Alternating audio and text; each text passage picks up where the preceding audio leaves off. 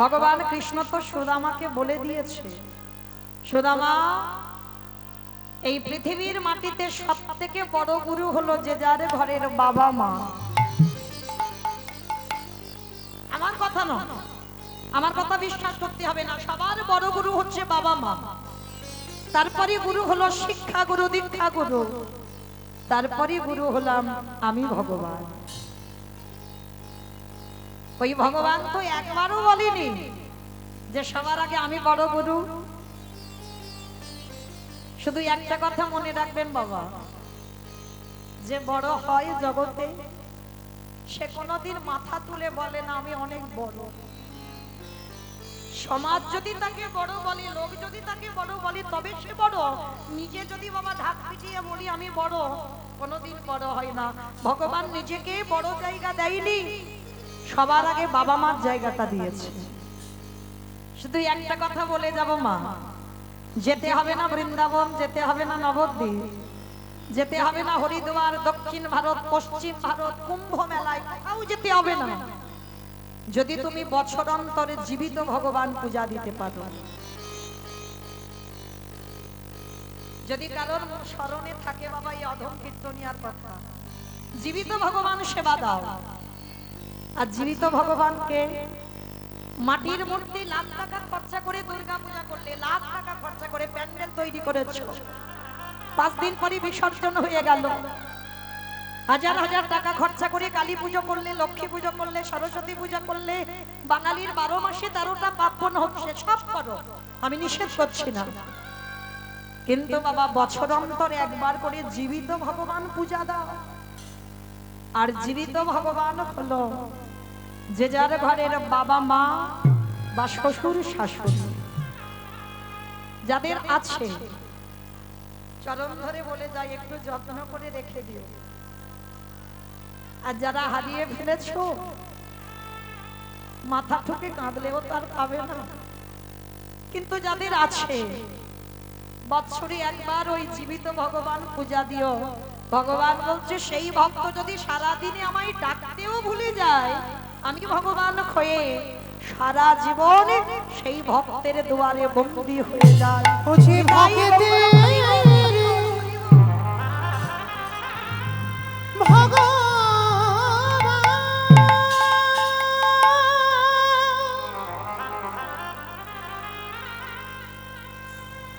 যে ভক্ত ছাড়া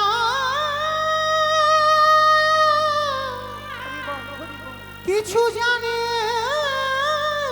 না, তাই তো যুগে যুগে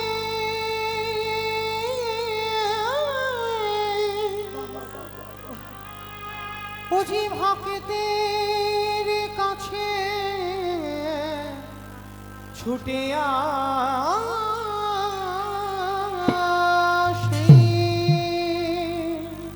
আমি যে ভক্ত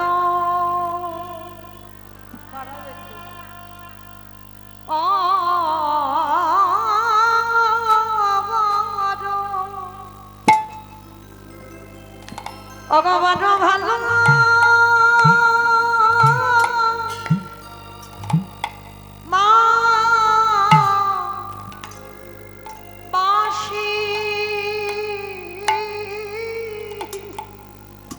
আমি যে ভক্ত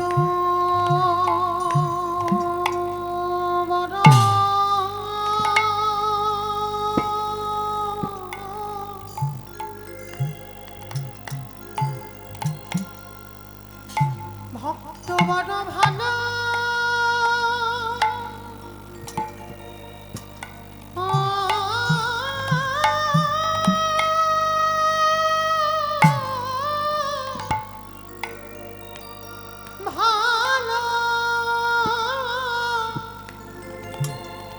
ভালোবাসি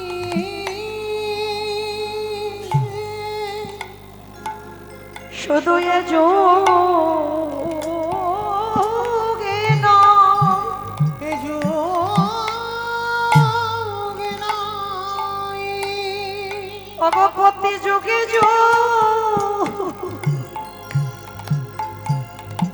আমি যে ভক্ত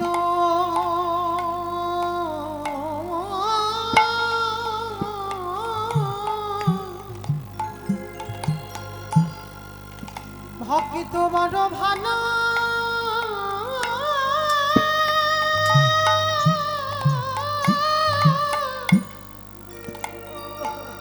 বড় ভালো বাসি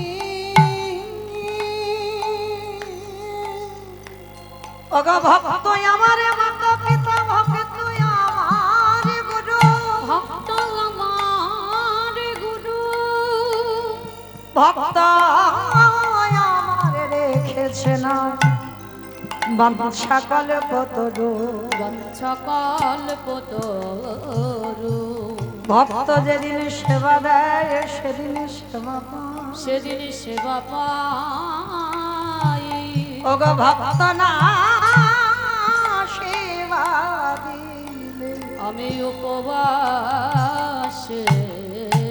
যাই আমি ভক্ত বড় ভালো শুধু এ যুগে নয়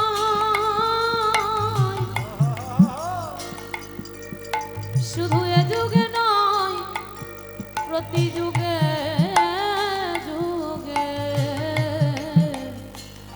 আমি ভক্ত বড় বড় ভালোবাসি আস্তে তাহলে মায়েরা অনেক আড়ম্বরে বাবা মাকে পূজা করতে হবে না, একটু আসন পেতে দেন, নিজের হাতে বাবা মার চরণ যুগল ধৌত করে দেন, একটু গলায় মালা পরাই দিয়ে বছরে একবার নিজের হাতে জীবিত ভগবানকে খাইয়ে দিও। ভগবান বললেন কোন ভক্তের চরিত্র যদি এমন হয় তাকে কোনোদিন আমার কাছে যেতে হয় না, সে যদি সারাদিন আমাকে ডাকতেও ভুলে যায় আমি জনমে জনম তার হয়ে যায়। নিতাই গৌর হরি বল। প্রতি জন্মে জন্মে আমি জন্ম জন্ম তারে হয়ে যাই। তাহলে আজকে সেই ভগবান কৃষ্ণ আজকে যজ্ঞের মাটিতে দাঁড়িয়ে বাবা পা ধোয়ার দায়িত্বটা নিয়েছে। শুধু পা ধোয়া নয়, আরো একটা কাজ করেছিল। কি কাজ জানো?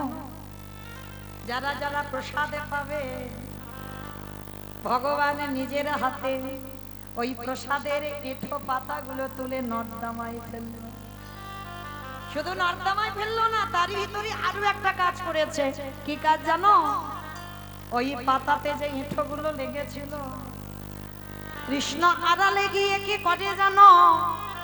ওই এঁঠোগুলো যখন পাতাতে লেগে আছে কৃষ্ণই আমারে তুলে নিয়ে অঙ্গে মাখে। নিতাই গৌর হরি বল। হরি বল হরি বল।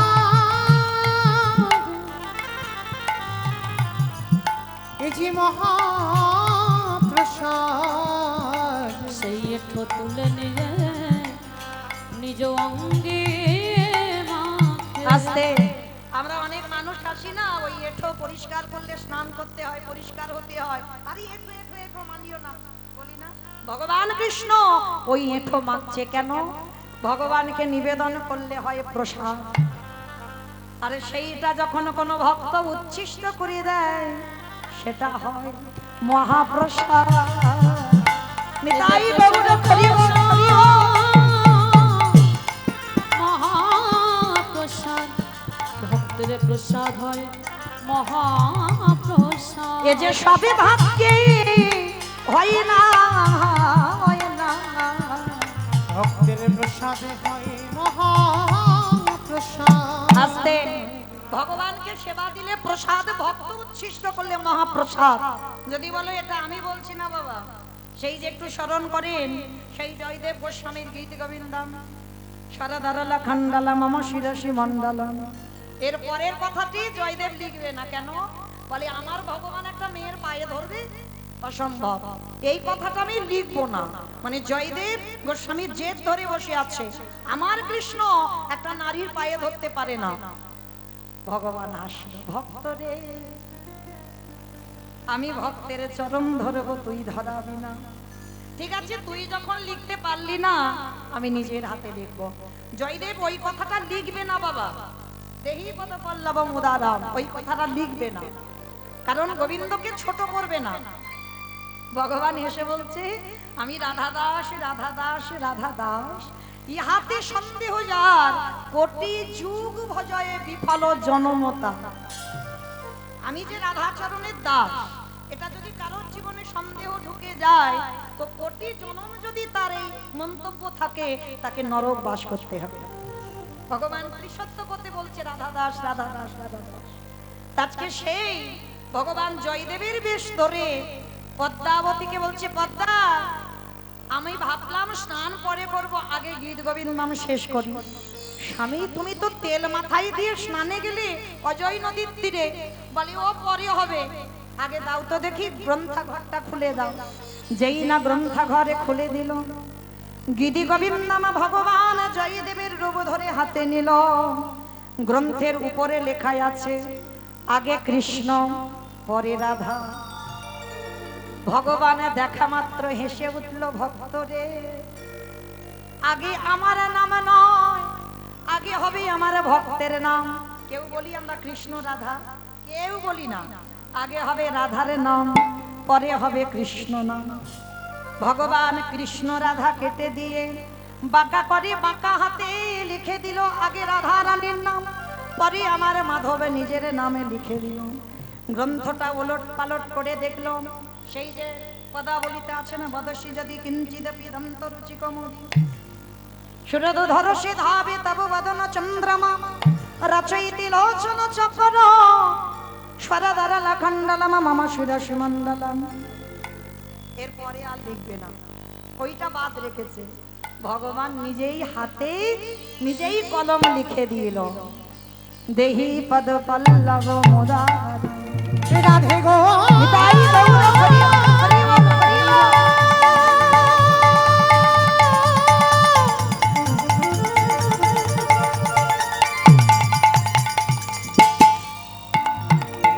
ও গো প্রেমময়ী রাধে, আমি জনমে জনমে তোমার চরণে দাসী হলাম। আজকের গোবিন্দ গ্রন্থ শেষ করে বলছে, পদ্মা প্রসাদ দাও। কত বড় ভাগ্যবতী নারী দেখো, জয়দেব গোস্বামী সারা জীবন গোবিন্দ সেবা করলো, পাচ্ছে না। আর পদ্মাবতী শুধু স্বামীর চরণ সেবা করে ভগবান স্বামী রূপে পদ্মাবতীর কাছে প্রসাদ পেতে চাইল। আমরা হলাম অর্ধাঙ্গিনী, সবাই অর্ধাঙ্গিনী নয়। এখানে যারা বসে আছো, আমরা বউ, আমরা স্ত্রী, অর্ধাঙ্গিনী সবাই নয়। অর্ধাঙ্গিনী তাদের বলে শুধুমাত্র স্বামীর ভজনের পদ দেখাতে, ভজনে সাহায্য করবে, তবেই হবে তুমি সহধর্মিনী। তা পদ্মাবতী সহধর্মিনী। প্রসাদ ভগবান পেয়েছে, অর্ধেকটা প্রসাদ রেখে বলছে, পদ্মা প্রসাদ পেয়ে নাও। বলছে, স্বামী একটু পরে পাবো, তোমাকে শয়নে দিয়ে আসো। চরণ সেবা করে ভগবানকে শয়নে দিল। এইবার পদ্মা মা যেই না এক গ্লাস বদনে তুলবে, আসল জয়দেব এসে দাঁড়িয়েছে। পদ্মা, ছি ছি ছি ছি, এটা তুমি কি করলে? তুমি সহধর্মিনী আমার, স্বামীর সেবার আগে তুমি সেবা করছো। স্বামী, তুমি নিজে গ্রন্থ শেষ করলে, তুমি নিজেই বললে যে পদ্মা আমি প্রসাদ পেয়েছি, তুমি প্রসাদ পাও, তারপরে তো আমি পেলাম, তোমার অনুমতি ছাড়া তো আমি পাইনি, অসম্ভব। আমি স্নানে গেলাম, আমি অনুমতি দিলাম কি করে, আর আমি গ্রন্থ শেষ করলাম কি করে? বলে, হ্যাঁ স্বামী, তুমি গ্রন্থাঘরে গিয়ে দেখো। আসলে জয়দেবে যেই না গ্রন্থাঘরে প্রবেশ করলো, চারিদিকে কৃষ্ণ অঙ্গ গন্ধ নাসিকায় ঢুকছে। গ্রন্থটা তাড়াতাড়ি করে হাতে নিয়ে দেখলো, কৃষ্ণ রাধা কেটে দিয়ে লেখা রইল রাধা কৃষ্ণ। গ্রন্থটা ওলট পালট করে দেখলো, স্বরদল খণ্ডলম মম শিরসি মণ্ডলম। এই পর্যন্ত জয়দেবের হাতে লেখা। ওর পরে লিখে দিল, দেহি পদ পল্লব মুদারাম। সে লেখা ঝলমলে ঝলমল ঝলমল করে। ওই তাই বলল, হরি বল।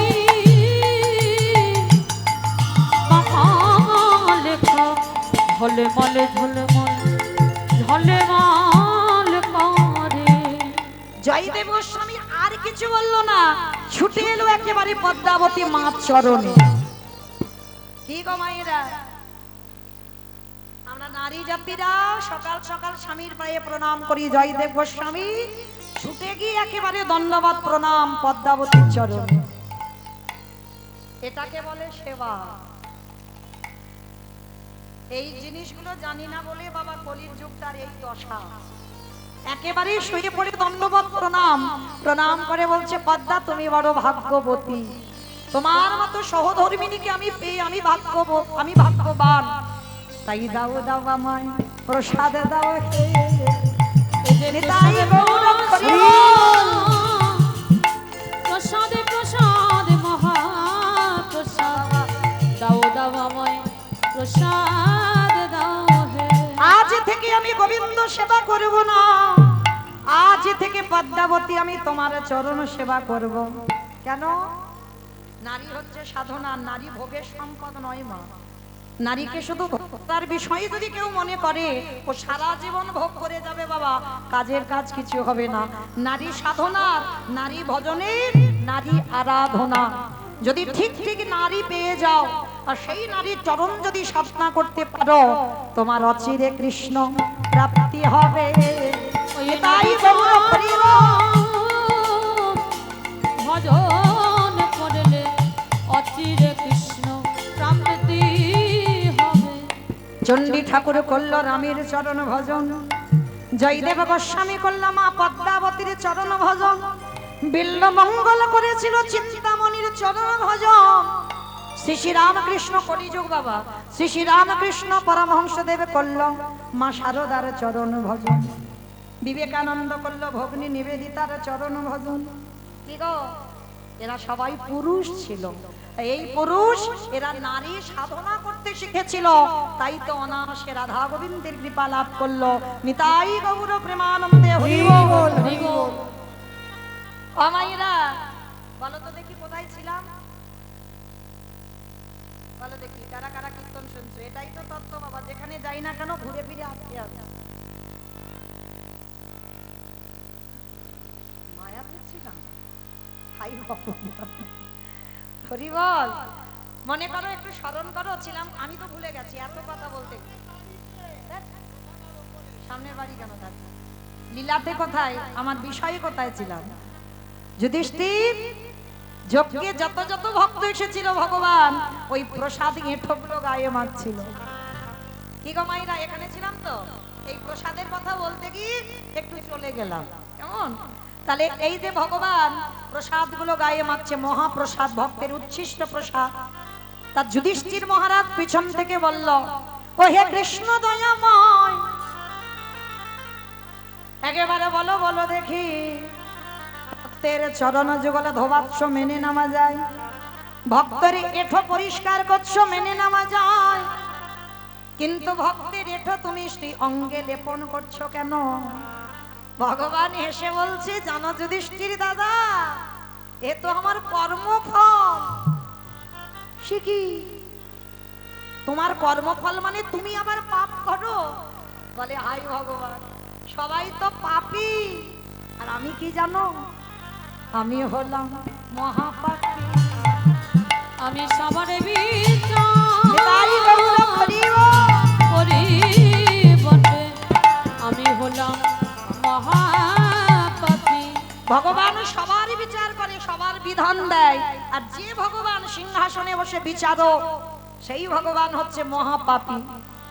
যুধিষ্ঠির মহারাজ হেসে বলছে, কৃষ্ণ তুই নিজেকে বলছিস মহাপাপী কেন? কি এমন অন্যায় করলি, কি এমন পাপ করলি? বলে, জানো দাদা, পাপটা তো আমি এই কৃষ্ণ অবতারই করিনি, করেছিলাম ত্রেতা যুগে রঘুপতি রামচন্দ্রের অবতার। বলে, কি পাপ করেছিস কৃষ্ণ? বলে, সেই যে দুর্গা পূজা করেছিলাম অকাল বোধন। কি গো মায়েরা, আশ্বিন কার্তিক মাসে যে দুর্গা পূজাটা হয়, ওটা তো অকাল বোধন। কে করেছিল? রঘুপতি রামচন্দ্র। কিসের জন্য করেছিল? রাবণ বধের জন্য। আর সেই রাবণকে মেরে, রাবণ দুরন্ত ভক্ত ছিল মা, ছোটখাটো ভক্ত নয়, ত্রিসন্ধ্যা গায়ত্রী জপ করত সেই রাবণ। আর সেই রাবণকে বধ করে রামচন্দ্রের মতো মানে ভগবানেরও পাপ হয়। কি গো মায়েরা, আপনারা কি বলেন, রাবণ ভালো লোক না খারাপ লোক গো? ভালো লোক?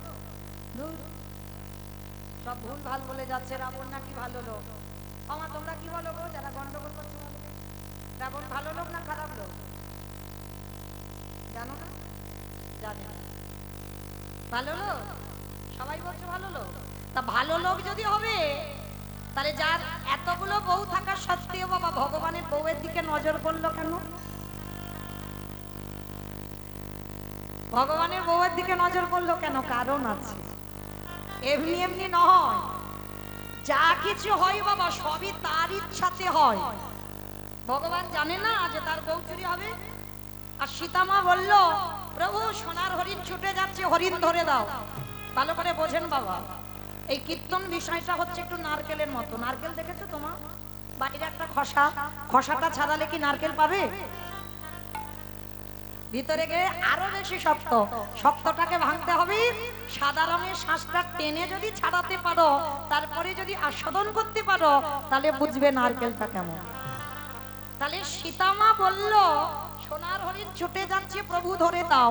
আচ্ছা বাবা, একটা বাচ্চাকে জিজ্ঞেস করে দেখো যে আরে বাবা সোনার হরিণ ছোটে, সোনার হরিণ এক জায়গা থেকে আর এক জায়গা যায়, ছোট বাচ্চা কি বলবে? ও তো আলমারি সাজিয়ে রাখতে হবে, সোনার হরিণ ছোটে না। তাহলে যেটা একটা বাচ্চা মানুষ জানে, আমার বিশ্বের স্রষ্টা মালিক ভগবান জানে না? তাহলে সীতামা বলল, আর প্রভু আমার হরিণ ধরতে ছুটে গেল।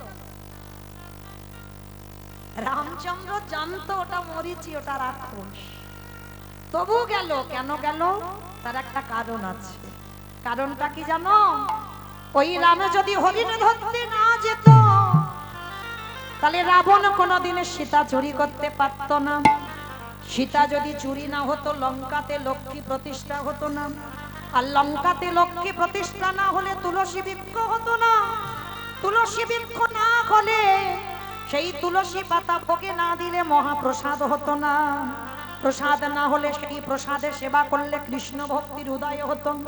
আরে কৃষ্ণ ভক্তির উদয় যখনই হতো, ওই রাবণ রাজার 1 লক্ষ ছেলে, 1.25 লক্ষ নাতি, তার গোটা বংশ উদ্ধারে পেয়ে যেত। নিতাই গৌর প্রেমানন্দে। হরি বল, হরি বল। আমার বুঝেছো না বোঝনি? আচ্ছা একটু ভেঙে বলি, পরিষ্কার করে। রাম হরিণ ধরতে গেল, রাবণ সীতা চুরি করলো। সীতা যতদিন না লঙ্কাতে গেছে, ততদিন বাবা ওখানে তুলসী বৃক্ষ মানে লক্ষ্মী নেই তো। দেখবেন মা, বাস্তবে বলে দিই, যে বাড়িতে তুলসী গাছ হয় আর মরে যায়, কিছুতেই বাঁচাতে পারবে না, তুলসী গাছ হয় না।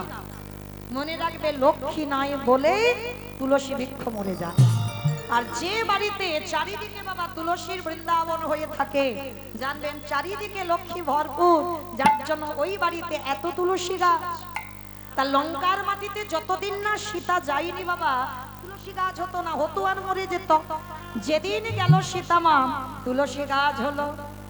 তুলসীর পাতা যখন প্রসাদে দিল, মহাপ্রসাদ হলো। সেই প্রসাদ লঙ্কার ভক্তরা প্রসাদে পেত। তাহলে কি হলো? কৃষ্ণ ভক্তির উদয় হলো। আর কৃষ্ণ ভক্তির যখনই উদয় হলো, রাবণ রাজার গোটা বংশ উদ্ধারে পেয়ে গেল। নিতাই গৌর প্রেমানন্দে। তাহলে বাবা, আজকের ভগবানের বউ চুরি হবে, ওটা ভগবান খুব জানে। যদি বলো কিরকম, যা গোটার এখন বলা যাবে না, অনেক সময় লাগবে, অন্য কোনো দিন বলবো যে কেন বলতে হবে, এখনই বলবো। আর ওই পারে যেতে যে লীলাতে দেরি হবে।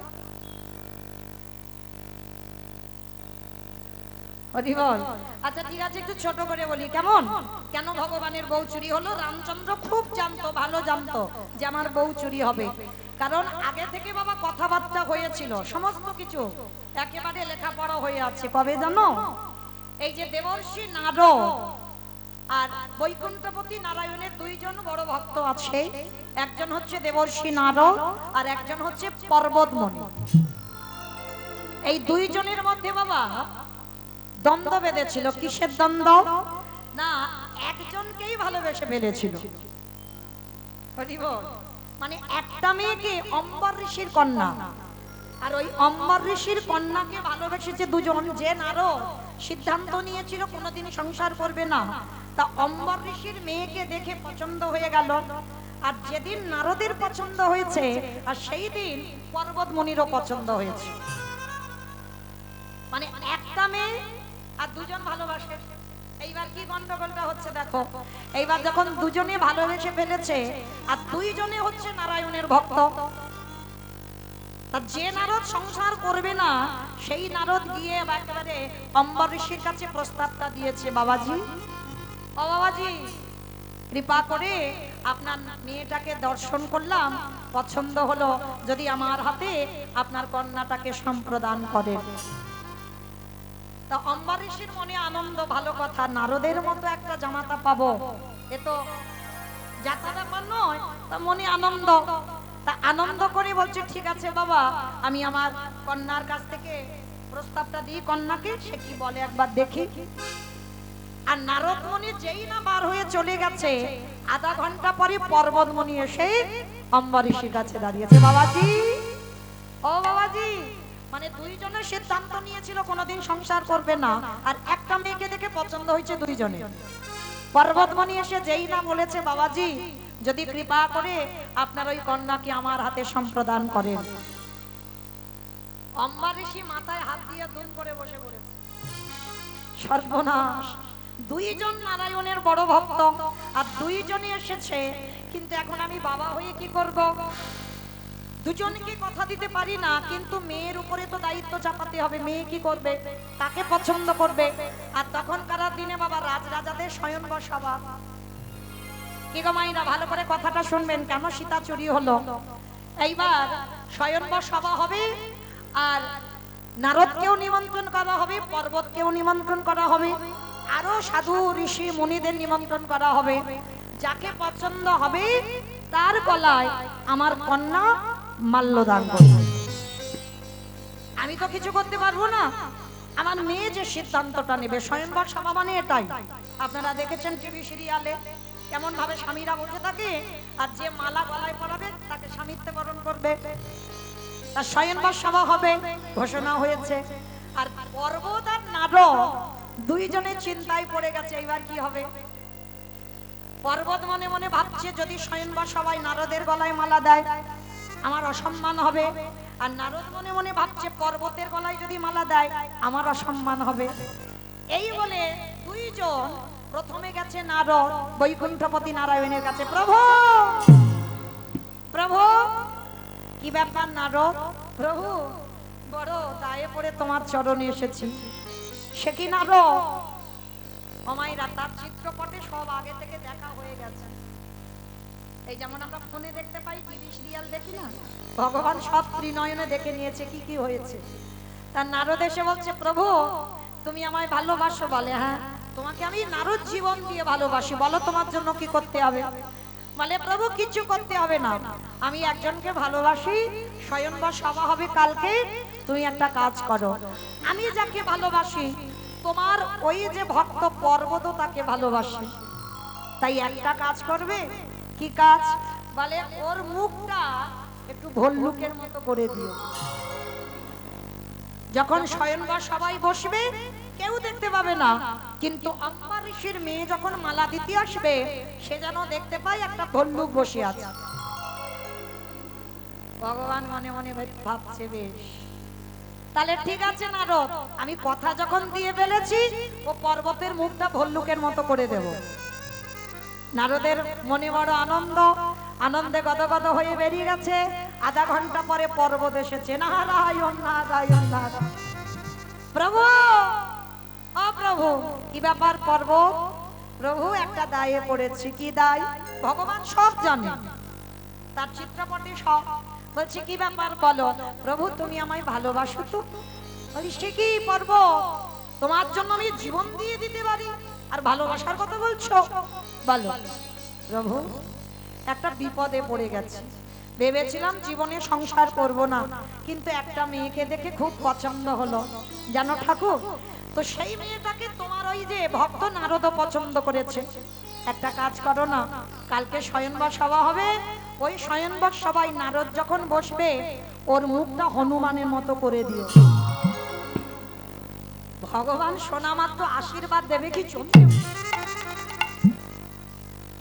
এ বেটা কালকে এসে চেয়ে নিলে ও যেন ভল্লুক হয়ে যায়, আর এ আজকে চেয়ে নিলে ও যেন হনুমান হয়ে যায়। মানে যখন স্বয়ংবর সবাই বলবে কেউ দেখতে পাবে না, সবাই দেখবে ও নারদ, কিন্তু যে গলায় মালাটা দেবে অম্বর ঋষির মেয়ে যেন দেখতে পায় যে একজন হনুমান বসে আছে।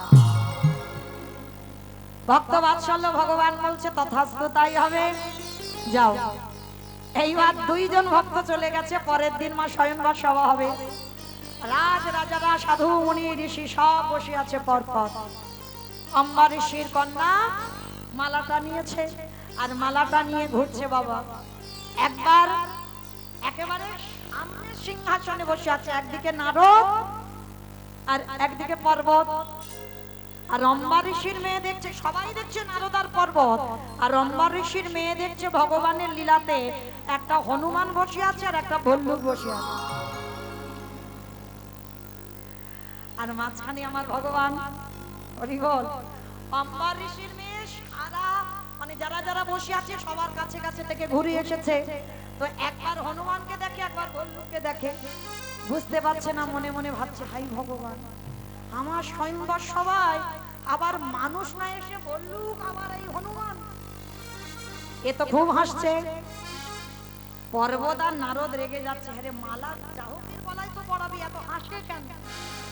আর মায়েরা পর্বত দেখতে পাচ্ছে হনুমানকে আর হনুমান দেখছে পর্বতকে, এরা তো নিজেরা দেখতে পাচ্ছে না, নিজেদের কি দেখতে পাচ্ছে না। এইবার ওই অম্বর ঋষির মেয়ে কি করেছে, একবার ভল্লুক আর একবার ওই হনুমান দেখতে দেখতে মাঝখানে যে বসেছিল কে গো? ভগবান নারায়ণ। আর নারায়ণ বসে আছে মালাটা নিয়ে একেবারে ভগবানের গলায় পরিয়ে। আর যেই না ভগবানের গলায় পরিয়ে দিল, সঙ্গে সঙ্গে পর্বত আর নারদ মুনি রেগে গিয়ে বলল, প্রভু আমরা দুজনে যাকে ভালোবাসি, তুমি যদি ভালোবাসো তাহলে তো বলে দিতে পারতে সেদিন যে আমরা দুজন যাকে পছন্দ করেছি তুমিও তাকে ভালোবাসো। এইরকম অসম্মান করার কি প্রয়োজন ছিল? তুমি তো বললেই পারতে যে তুমি তাকে ভালোবাসো, তুমি তাকে বিয়ে করতে চাও। আর এই সবার মাঝে আজকে কিনা তোমার গলায় মালাটা পরালো। তবে শোনো ভগবান, যেমন আমাদের সঙ্গে তুমি ছলনা করলে, তোমার ছেড়ে দেব না। আজকের এই স্বয়ংবর সবাই যেমন আমাদের বউ চুরি করলে, অভিশাপ দিলাম তুমি ভগবান হতে পারো, কোনো না কোনো জন্মে তোমারও এইভাবে তোমার বউ চুরি হবে হবে হবে। ভক্তবাৎসল্য ভগবান বললেন তথাস্তু, আমি ভগবান বলে ছাড় নেই। সত্যি তো আমি চালাকি করেছি, কারণ আমি দুজনকে ভালোবাসতে গিয়ে আমার এই দশা। আমি নিজে গলায় মালাটা পরে নিয়েছি, কারোর গলায় দিলাম না, দোষও আমার নয়। এইবার দুইজনে বিষণ্ণ বদনে গঙ্গার পারে গেছে পর্বত আর নারদ। আর বাবা জল স্থির হয়ে আছে, এতক্ষণ তো নিজের মুখ দেখতে পাইনি। আর যেই না জলে নারদ মুখটা দেখেছে, দেখে না হনুমান। আর পর্বত যেই না জলে দেখেছে, দেখে না আমি ভল্লুক। যেই না দুইজনে দেখেছে, এইবার নিজেদের চেতনা ফিরে এসেছে। কারণ আমরা দুজনে তো ভগবানের কাছে চেয়েছি, তাই তো আজকের আমাদের এই দশা, না হলে তো হতো না। এইবার কান্নায় লুটিয়ে পড়লো, হে দয়াময়, কত বড় অপরাধ করে ফেলেছি। কারণ দোষ আমরা দুজনে করলাম, আর শেষে তোমাকে অভিশাপ দিয়ে দিলাম তোমার বউ চুরি হবে। ভগবান এসে বলছে, আমি তো রাগ করিনি গো, আমি সুখ পেয়েছি। কেন জানো? আমার বউ চুরি হবে বটে, কিন্তু মনে রেখো হনুমান, মনে রেখো ভল্লুক, এই আমার বউ যখন চুরি হবে, তোমরা দুজনে না গেলে আমার বউ কোনদিন ওই লঙ্কা থেকে উদ্ধার হবে না। আমি এই আশীর্বাদ করে রাখলাম, কোনদিন লঙ্কা থেকে উদ্ধার হবে না। বলি এই আশীর্বাদ দিকে রাখলাম, কোনদিন লঙ্কা হতে উদ্ধার হবে না। বেশ, তাহলে মায়েরা ভগবান চুরি করলো, সেই রকমের সীতা চুরি হলো। আর সীতা মাকে উদ্ধার করবার জন্য কাদের সাহায্য নিয়েছিল ভগবান? হনুমান আর ভল্লু। ওই দুইজনে ওরা সাগরের সেতু নির্মাণ করে লঙ্কা থেকে সীতা মাকে উদ্ধার করেছিল। তাহলে এমনি এমনি ভগবানের বহু চুরি হয়নি, সব আগে থেকে পরিকল্পনা রেডি হয়ে আছে। তোমরাও তৈরি হয়ে থেকো মা, কর্মফল। এই জগতে না অনেকে আছে না, কারোর ঘাড়ে চাপিয়ে দিচ্ছে, ঠাকুর আমার জীবনটা বরবাদ হয়ে গেল, ঠাকুর অমুকের জন্য আমার জীবনটা শেষ। জীবনে বলো না, তুমি যদি জীবনে কাউকে কষ্ট না দাও, তোমার জীবনে কষ্ট এলো কেন? ভগবান চুরি করিয়ে রেখেছিল, তাই তো চুরি হলো। তাহলে ভগবান নিজেকে ছেড়ে দিল না। বাবা আপনারা চিন্তা করে দেখেন, আপনারা আমরা তো তুচ্ছ, তাহলে কর্মফল ভোগ করতে হবে না? তাই প্রত্যেকের চরণ ধরে বলবো বাবা, যে যার কর্ম ঠিক করবেন, আর কর্মের শাস্তি কারোর উপরে চাপিয়ে দেবেন না। আর কোনোদিন কাউকে বলবেন না যে অমুকের জন্য আমার জীবনে এত কষ্ট। নিজে যদি মেনে নিতে পারেন তোমার কর্মের শাস্তি তুমি পাচ্ছ, তুমি কারোর জন্য শাস্তি পাচ্ছ না। তাহলে আজকে সেই রঘুপতি রামচন্দ্র রাবণকে বধ করেছিল। রাবণ তো বড় ভক্ত, আর রাবণকে মেরে আজকে ভগবান রামচন্দ্রের মাথা থেকে পায়ের নখ পর্যন্ত পাপীয় হয়ে গেল। আর সেই পাপ কবে ধৌত হলো? কৃষ্ণ অবতারে যুধিষ্ঠির রাজস্বই যুগে। অমাইরা যেখান থেকে ছিলাম আবার ঘুরে ফিরে সেখানে চলে এলাম, তো বুঝতে পারছো অসুবিধা হচ্ছে না তো? বেশ, তাহলে এই রাজস্বী যজ্ঞে ভগবান কৃষ্ণ দরজায় দাঁড়িয়েছে।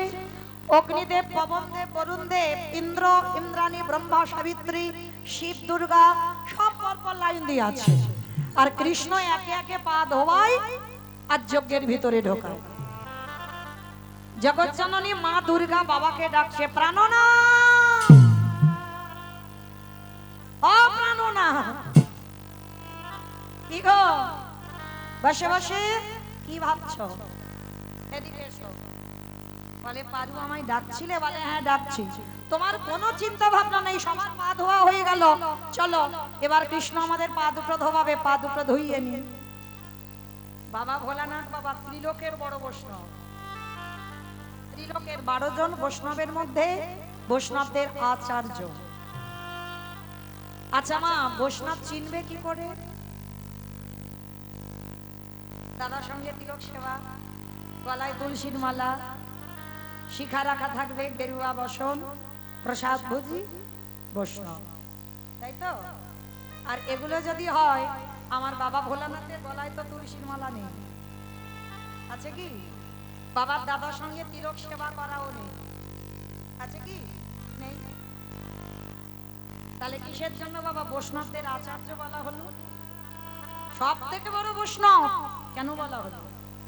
কারণ একটা কথা মনে রাখতে হবে বাবা, বাবা ভোলানাথ আভরণে মানে সাজে বৈষ্ণব নয়। সাজে বৈষ্ণব হলে হবে না বাবা, আগে ভিতরটা বৈষ্ণবতা হতে হবে। ভিতরটা তৈরি করো। ত্রিনাদপি শুনিচিন তরৌরিব সহিষ্ণু না অমানিনা মানদেন কীর্তনীয় সদা হরি। আগে ভিতর বৈষ্ণব করো। ঘাসের থেকে নরম হও। ঘাসকে মারিয়ে চলে গেলে যেমন মাথা তোলে না, তুমি কারোর সঙ্গে কথা বলবে তুমি মাথা উঁচু করে কথা বলবে না। বৈষ্ণবদের প্রধান নিয়ম হচ্ছে এটা বাবা, মাথা নিচু করে কথা বলবো। গাছের মতো সহিষ্ণুতা অর্জন করো। গাছ আমাদের অক্সিজেন দেয়, তথাপি বাবা আমরা ডালপালাগুলো ছিটে দিয়ে দিই। কিন্তু গাছ বলে না বর্ষার সময় আমার ছাতা ধরো, শীতের সময় আমার গায়ে কাঁথা দাও। গাছ কত সহিষ্ণুতা, বৈষ্ণব যে হবে বাবা তার সহিষ্ণুতা অর্জন হতে হবে। অমানিনাকে মান দিতে জানতে হবে। সমাজ যাকে ভালোবাসবে না, সমাজ যাকে ছোট জাত বলবে, সমাজ যাকে ঘৃণার চোখে দেখবে, তুমি যদি বৈষ্ণব হও তাকে তোমাকে কোল দিতে হবে। যে লোক লজ্জার ভয়ে লোকে কি বলবে, সমাজ কি বলবে না, তুমি যদি বৈষ্ণব হও যাকে সম্মান দেখবে না, সমাজ দেখবে না, তাকে তুমি দেখবে, তবেই হবে তুমি বৈষ্ণব। অমানিনাকে মান দিতে জানতে হবে, তবেই কিঞ্চিত বৈষ্ণব হবার যোগ্যতা অর্জন করবে। আর বৈষ্ণব যে হবে সে বাবা ওই লোকালয়ে বসে বসে নাম জপ করবে না। যদি হতো তাহলে বাবা ভোলানাথ বেছে নিত না বাবা কেদারনাথ বদ্রীনাথ, একেবারে পাহাড়ের মাথায় নিরজন, মানে ঠান্ডায় জমে যাবে বরফে। কারণ বৈষ্ণব যদি হও তারা ঠান্ডার সময় যেমন, গরমের সময় যেমন, শীতের সময় যেমন একই রকম থাকে। ভক্তদের কোনোদিন বাবা খুব ঠান্ডা লাগে না, খুব গরমও লাগে না, তারা একই রকম থাকে, এইটা ভেবে রাখতে হবে। আমার বাবার কোনো অলংকার নেই, বৈষ্ণব যে হবে বাবা কোনো অলংকার থাকবে না। কেন জানো? সোনাতে অহংকার আসে। কি বাবা সোনাতে অহংকার আসে না? এই যে আমার গলায় তুলসীর মালাটা আছে, এইটা যদি আমার সোনার চেন হতো কি হতো? একটু মনে হতো না আমার দেখো আমার দেখো? এটা যদি সোনা হতো, এটা নয় তুলসী বলে, এটা যদি সোনা হতো মনের ভিতরে বাবা একটা অহংকার কাজ করতো। আমার গলায় এত মোটা চেন একটা, সব হাতে আঙুলে আংটি পড়া একটা মোটা সোনা বানানো শাখা, অহংকার আসবে না? আসবে।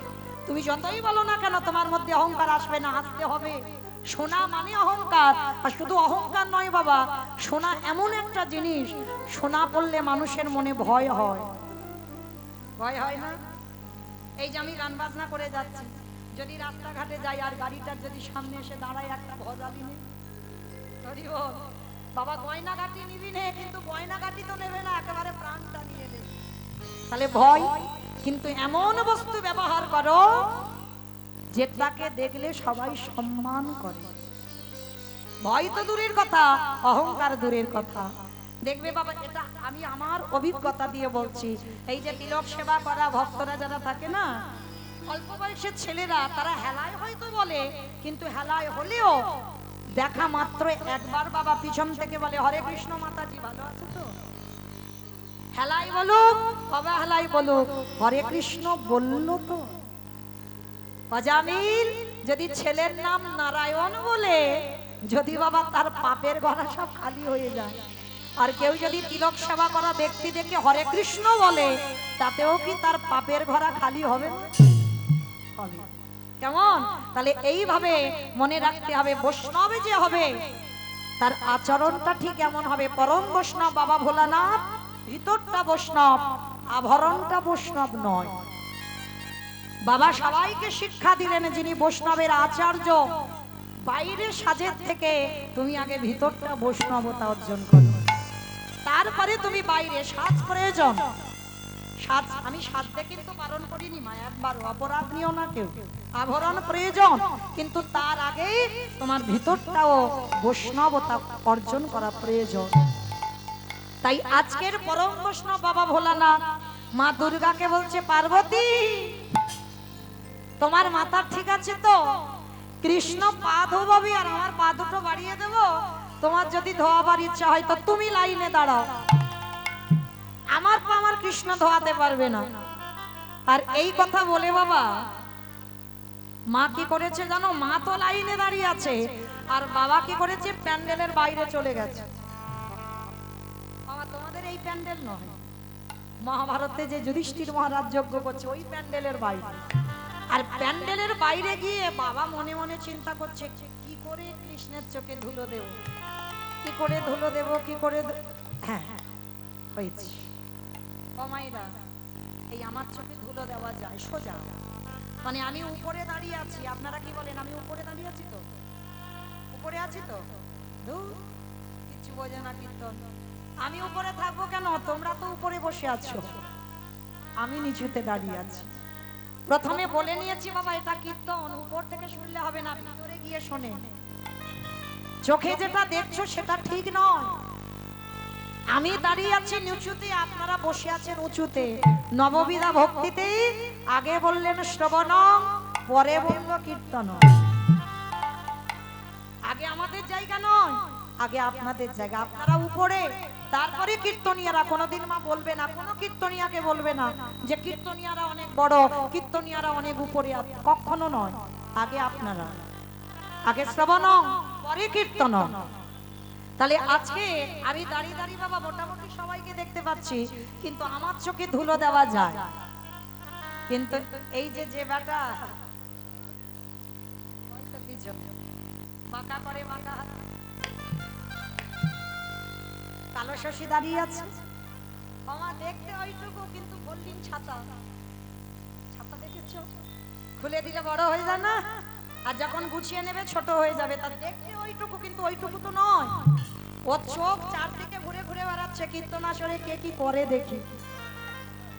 যেমন বাবা গৌতম মুনির স্ত্রী অহল্যা সতীত্ব নাশ করেছিল কে? দেবরাজ ইন্দ্র। আর নাশ করেছিল বলে গৌতম মুনি অভিশাপ দিল, তোর সর্বাঙ্গে হবে ভোগ চিহ্ন। আর সেটা কান্নাকাটি করার পর আশীর্বাদ দাঁড়ালো কি?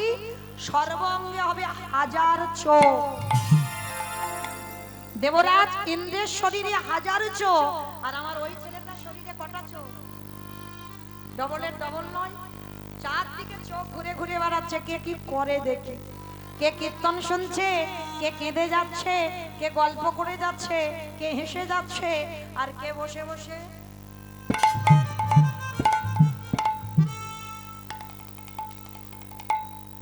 আমি দেখতে পাচ্ছি না, কিন্তু ওই ছেলেটা তো দেখতে পাচ্ছে পিছন থেকে। তা ভগবান কি করেছে? মাথা নিচু করে পা ধোয়াচ্ছে, আর বাবা মনে মনে ভাবছে আমার কৃষ্ণের চোখে ধুলো দিতে হবে। তাহলে কি করে ধুলো দেব? আর চিন্তা করতে করতে বাবা বাবা ভোলানাথ ধুম করে একটা কুকুর হয়ে। আর কুকুর হলো কেন? পৃথিবীতে যত পশু পাখি আছে বাবা, কুকুরের থেকে প্রভু ভক্ত আর কেউ হবে না। বৈষ্ণব ঠাকুর কুকুর হয়েছে প্রভু ভক্ত, আর কুকুর হয়ে মনে মনে চিন্তা করছে যাবো কোথা থেকে। বাবা এইদিকে তো প্যান্ডেল ছাদ থেকে খোলা, আবার এদিকে খুলে দিতে হলো। কিন্তু রাজস্বয়ে যজ্ঞে বাবা এইরকম প্যান্ডেল নয়, একটা দরজা, সেই দরজায় কৃষ্ণ দাঁড়িয়ে আছে। মানে যদি ধুলো দিতে হয় কৃষ্ণের চোখে ধুলো দিতে হবে, আর যেতে গেলে কৃষ্ণের সামনে দিয়ে যেতে হবে। তা কি করবে? ভগবান তো সব জানে, অন্তর্যামী ভক্ত বাৎসল্য ভগবান। কি গো মায়েরা, আমরা এখানে অনেক অনেক মায়েরা আছি না, কত কত মানত করি, ঠাকুর আমার ছেলের চাকরি দাও, ঠাকুর আমার স্বামী যেন ভালো থাকে, ঠাকুর আমার বউ যেন ফিরে আসে, কত মানত করে, করে না? কিন্তু মায়েরা মানত করতে লাগে না কেন জানো? তার একটাই কারণ। কারণটা কি?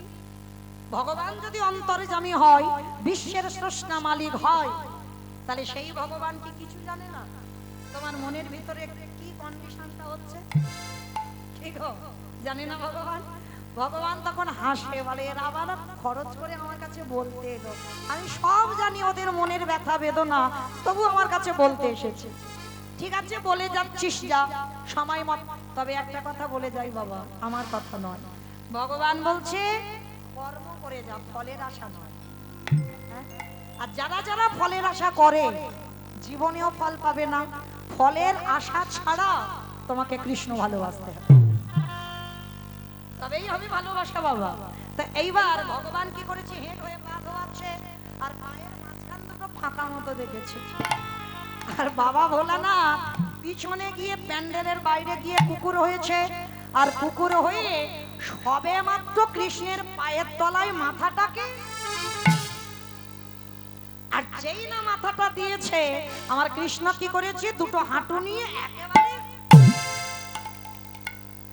এইবার দেখ কেমন লাগে। আর যেই না কানের কাছে চেপে ধরেছে বাবা, কুকুর কি করবে? কেউ কেউ করবে না, বারবার বলছে কৃষ্ণ ছেড়ে দে, কৃষ্ণ ছেড়ে দে, কৃষ্ণ ছেড়ে দে। বলে ছাড়বো বলে ধরি নাই। হে বৈষ্ণবী গোসাই, হে বৈষ্ণবী গোসাই, তোমার মতো বৈষ্ণবীর দুটো চরণ ধোবালে বোধহয় কম হতো, তাই তো কৃপা করে করুণা করে তুমি আমার জন্য আরো এক্সট্রা দুটো জুড়ে দিয়েছো। বুঝছো? বুঝতে পেরেছো? শিব ঠাকুরের কটা পা?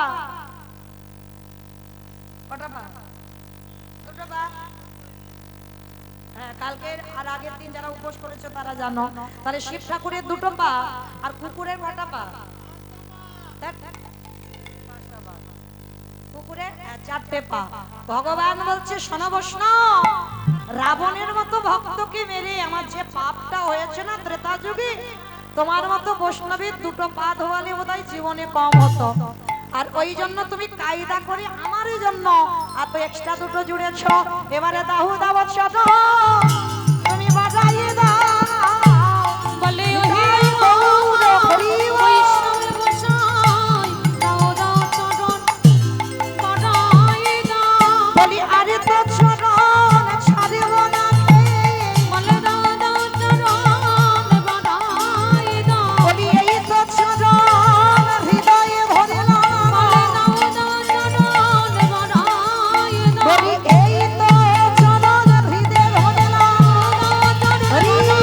বলিত চরণ হৃদে ধরি নাও। চরণে বানাই দাও, দাও দাও চরণ বানাই দাও।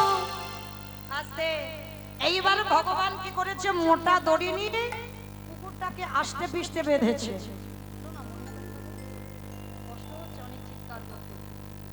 যেই না আস্তে পিষ্টে বেঁধেছে আর বাদতেই বাবা বাবা ভোলানাথ আস্তে বাবা ভোলানাথ রূপী কুকুর কি করেছে জানো, ধোলায় গড়াগড়ি যায় আর কৃষ্ণ কৃষ্ণ বলে কাঁদে। কারণ চারটে পা তো বেঁধে দিয়েছে, আর কিছু করতে পারবে না। কৃষ্ণ করে তোর চরণে আমি জানাই রাগলাম, তুই কৃপা করি আমায় ক্ষমা করে দে। তোর সঙ্গে ছলনা করেছি, আজ জীবনে করব না, ক্ষমা করে দে। এই কান বলছি, এই নাক বলছি, জীবনে আর ভুলাম চু। যারে ধরি তারে ছাড়ি না, যারে ছাড়িয়ে জীবনে ধরি না। কথার মানেটা বুঝেছো? যারে ধরে তারে ছাড়ে না, যারে ছাড়ে এ জীবনে ধরে না।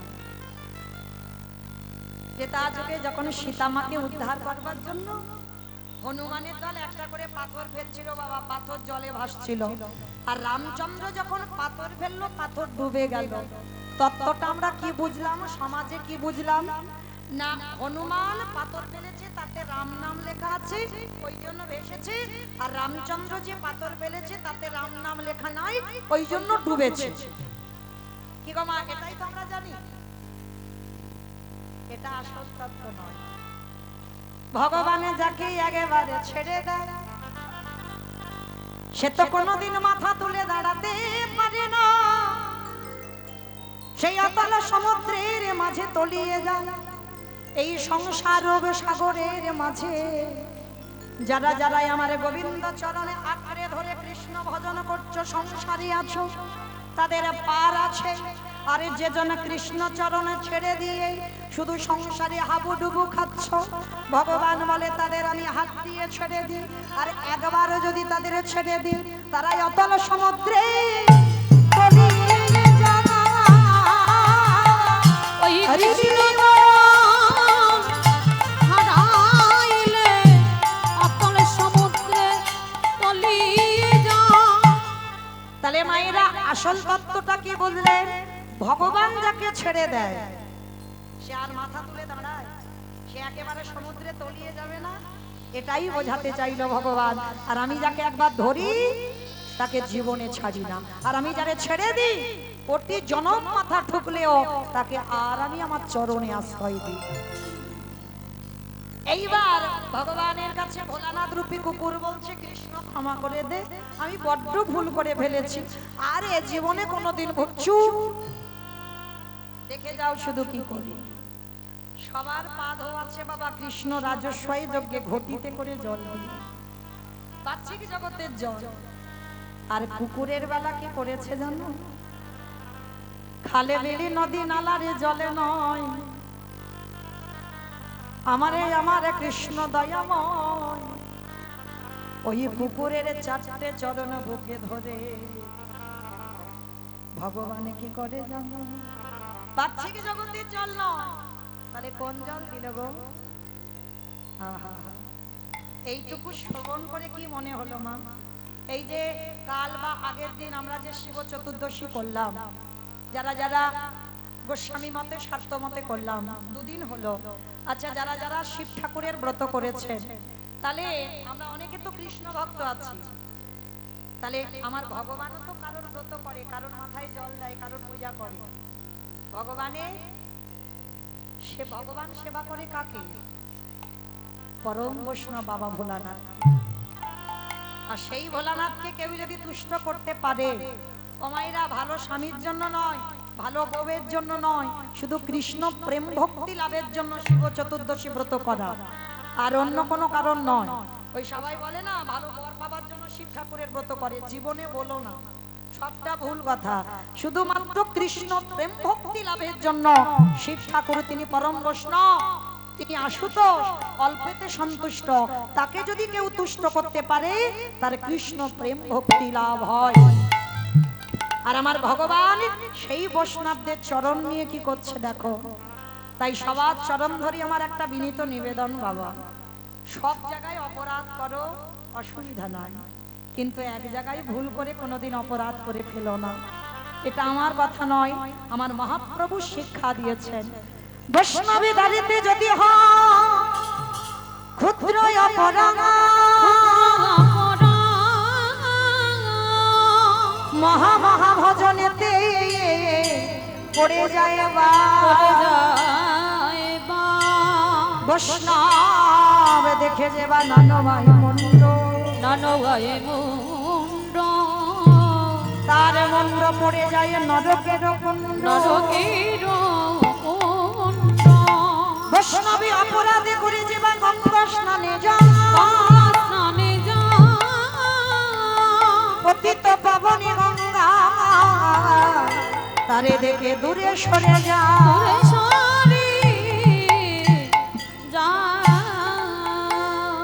তাহলে আমার জীবনে ভুল করে লোকের প্ররোচনায় পড়েও যেন বৈষ্ণব দাঁড়িতে অপরাধ না হয়। যেটা নবদ্বীপের মাটিতে বাবা চপল গোপাল করে ফেলেছিল। চপল শক্তি আরাধনা করতো তো নিজের ইচ্ছাতে করেনি, ওই বাচস্পতি তর্কলঙ্কা এসে বলল, আর সেই কথা শুনে শ্রীবাসের দরজায় ছাগলের মাথা মদের হাঁড়ি দিয়ে বৈষ্ণব অপরাধী হইল।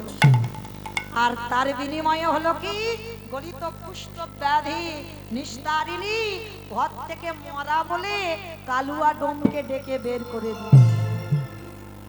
কি গো মায়েরা, তাহলে জীবনে ভুল করে কোনোদিন এই রকম বৈষ্ণব চরণে অপরাধ করে ফেলো না, কোনোদিন নয়।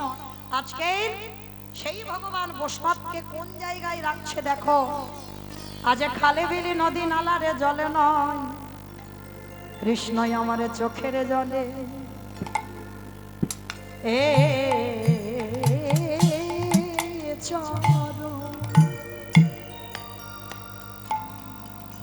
চরণ ধোবা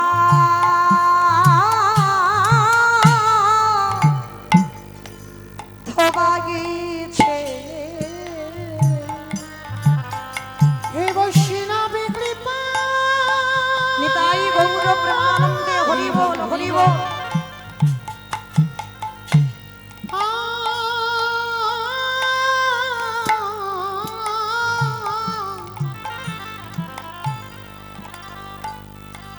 হে বৈষ্ণবী কৃপা,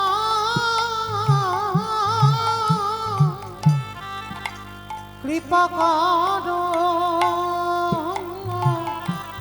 বলে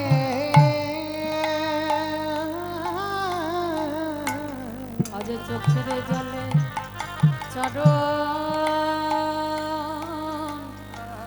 চরণে ধোয়া ধোয়াইছে। হরে কৃষ্ণ রে, এই জায়গাটা শুনবেন, এইটুকু বলার জন্য এতটা জায়গায় যাওয়া। ভোলানাথ রূপী কুকুরে বলল, কৃষ্ণ রে এই যে তোর চোখের জলে আমার চরণ ধোয়াইনি, চরণে ধোয়াইলি। ওরে কৃষ্ণ রে, ওরে কৃষ্ণ রে,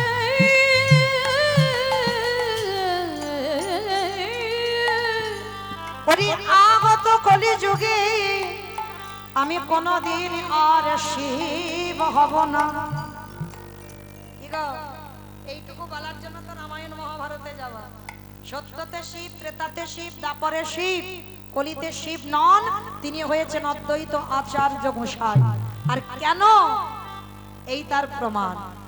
ওই রাজস্বয়ে যজ্ঞ বলল, কৃষ্ণ রে আগত কলিযুগে আমি আর শিব হব না, আমি হব অদ্বৈত আচার্য গোসাই। তুই আমার কৃষ্ণ হবি না, তুই হবি নদী আর নিমাই চা।